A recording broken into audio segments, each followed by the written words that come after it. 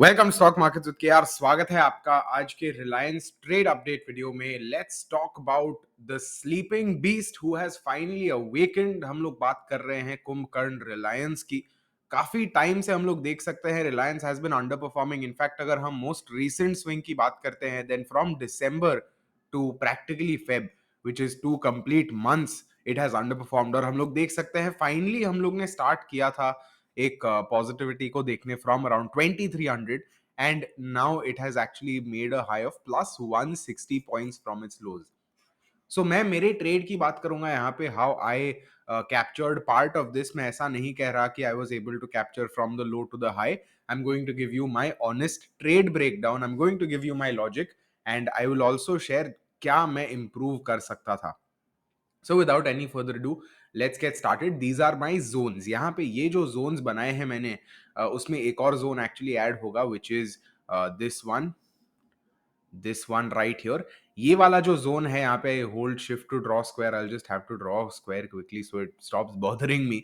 But यहाँ पर हम लोग देख सकते हैं what has happened is that continuously price यहाँ पे ये support zone जो था 2294 indicated but it's practically 2300 यहाँ से सपोर्ट ले रहा था।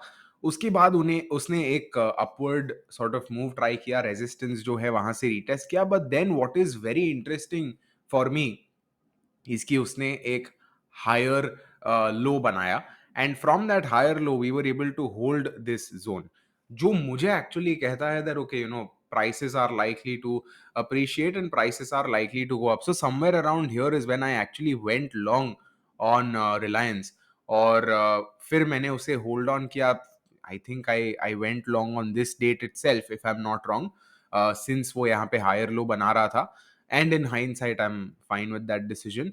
हम लोग यहाँ पे देख सकते हैं it went up short up the next day, obviously not something I would anticipate क्योंकि हमें पता नहीं है अगला टिक कहाँ पे जाएगा, let alone the next day. But prices went up of course. I was seeing कि कितना ऊपर जा सकता है। आई वाज एक्चुअली कॉन्टेम्पलेटिंग कि यहाँ पे मैं पार्शियल एग्जिट करूँ कि नहीं। So I thought maybe I can exit let's say around 30% of my holdings. और अगर वो मैं ट्रेड में करता, ये होल्डिंग्स जब मैं बोलता हूँ I am saying position, so अगर मैंने पोजीशन का 30% यहाँ पे निकाला होता then technically it would have been a bookish good move. But मैंने वो नहीं किया, thinking that okay it's not giving me that much. I held on. मैंने क्या सोचा that if prices are breaking this barrier then there is something wrong and तब मैं शायद निकलना पसंद करूंगा और then may be I will see whether this is holding. But actually उसने शूट अप किया। शूट अप करने के बाद I was looking at this resistance 2420। यहाँ पे I will actually have to show you a bit of a granular look because यहाँ पर हमें देखना होगा इंट्राडे प्राइस एक्शन क्या कह रहा था। सो yesterday basically what happened is हम लोग यहाँ पे देख सकते हैं that this trend line was actually giving massive resistance to Reliance। और मेरा क्या थॉट प्रोसेस था कि अगर लगभग ये वाला जोन ब्रेक होता है डाउन साइड पे then clearly Reliance will not have enough strength to push forward.